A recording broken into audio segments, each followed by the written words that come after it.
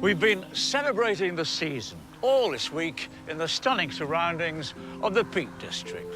But of course, this autumn is like no other, for one very good reason. 100 years ago, the First World War came to an end after 4 bloody and bitter years. Civilian and military casualties numbered more than 37 million, and 16 million of those died. When the war started, no one could foresee the level of devastation that it would create. And back home, there was a serious shortage of hospital beds for the returning wounded. Keely's in Bedfordshire to learn how country houses opened their doors to care for injured heroes from the front.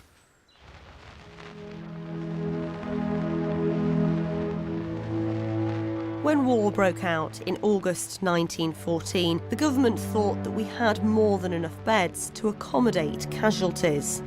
They hadn't reckoned on the high cost of trench warfare. Just 5 months into the conflict, 73,000 wounded men needed urgent medical care. But there were only 50,000 hospital beds. Into the breach stepped the aristocratic owners of Britain's stately homes. Magnificent 18th century Wrest Park here in Bedfordshire lays claim to being one of the very first grand houses in Britain to welcome wounded soldiers. A private hospital offering, among other things, a good dose of country air. This estate is pretty unique. Gardens from the 17th century and a beautiful house built in the 1830s in the style of a French chateau. I'm meeting historian Andrew Hann for a tour. It's beautiful. And I'm hoping to discover just why its owners and other members of British high society threw open their doors during the war. There was a stampede of country house owners rushing to offer their houses for war use when war broke out. They sort of saw it as their patriotic duty, I think. So whose idea was it to turn this place into a hospital then? Well, the initial idea was from the owner, Lord Lucas Bron O'Bron Herbert, and he basically offered up Wrest as a hospital the day that war was declared. Because he was down in London, he was working as Minister of Agriculture in Asquith's government. It was his sister Nan who was involved in all the practicalities. In a matter of a week and a half, she turned this from a country house into a hospital. We've got some photographs here showing the hospital beds there laid out, and you can sort of see there would have been these are the windows here? They're the windows, and you see there's a whole line of beds. You can tell that it's this room by the layout, but it's nowhere near as ornate. Are these sheets or something? These are sheets they put down. In fact, you can see there the bagged-up chandelier in the drawing room opposite. Oh, yes. So you can sort of see that the new lighting's put in and the chandeliers are taken out of action, just to create a clean environment, but also to protect all these things. How many beds do you think would have fitted in a room like this, then? Oh, gosh. Well, we know that in the hospital as a whole, there was up to, well, 150 to 200 beds. So I would guess in a room like this, there would probably be 20 or 30 beds at least. 3 of the larger rooms on the ground floor were converted into wards with more on upper levels. But it was pretty much access all areas for the wounded soldiers, as the entire house was given over to their care. This was used as a billiard room for when it was a country house, and we think that during the war they used to use this for delousing patients when they arrived, and quite often they'd been infected with lice. They'd still be wearing the uniforms they'd been in the trenches. Well, this is the dispensary where the nurses would have kept all their medicines. So they would have kept in here the iodines and the anaesthetics. Several £100 per month was being spent on medicines. And in those days, that would have been a lot of money, yeah. It would have been lots of money, yes.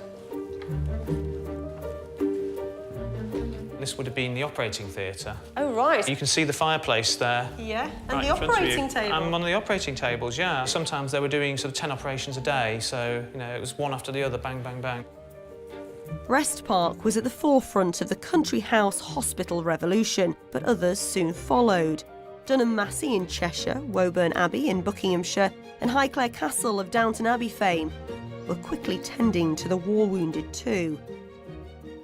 But back then, nursing wasn't what it is today, and Britain was woefully short of people to care for the thousands of casualties.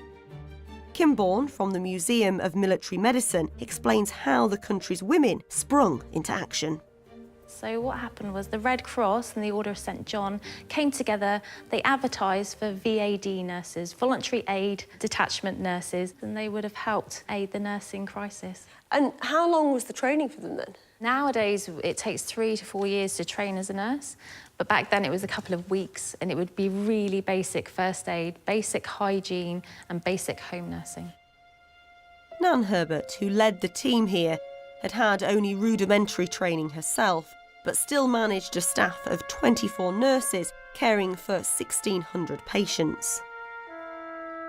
So these would have been potentially very young women seeing things that they never would have seen before, pretty gruesome things as well. This would have been a big shock to them. A huge shock, and I think they would have had to be very, very strong women and very strong-willed. They would never have seen this level of casualties, huge blast injuries, injuries from artillery, even multiple injuries, maybe from a machine gun, because it was the first time that was used on the battlefield. It was a very big learning curve, and probably made those young women grow up very, very quickly. And those brave nurses faced horrendous injury and disease every day, armed with only the most basic of equipment. I daren't ask, but what was this used for? This is an amputation saw. That would have chopped through a limb. It doesn't seem that sharp. I think it would have taken a long time to remove that limb. Oh. So these, I presume, are some kind of syringe, are they? They are. So those would have been used for administrating painkillers. They used morphine in the First World War and also cocaine. That is going to be a really large needle, isn't it? Yeah, it's going to be very painful. Oh.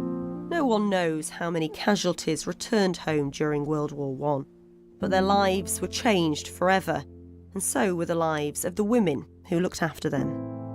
Women were always encouraged to stay at home and look after the children, but now the women were going into the workplace, getting a profession. Do you think they were recognised enough? I don't think they were. They were just seen to be doing their duty. The rural peace of Wrest Park must have seemed like heaven to soldiers who came here from the front. But it's a cruel irony that once the men were well enough, they were sent back to fight. Fire ripped through the house in 1916, and although all patients were safely evacuated, its days as a hospital were over. 2 months later, Lord of the Manor Bron Herbert was shot down over France. Within a year, his sister Nan had sold the estate.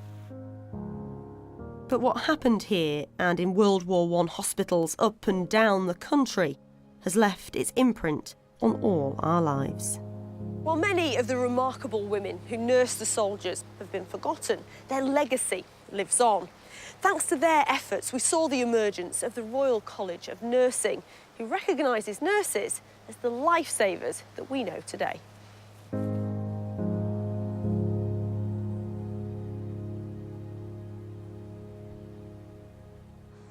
We owe so much to all those courageous women and, of course, the men they cared for. But it wasn't just us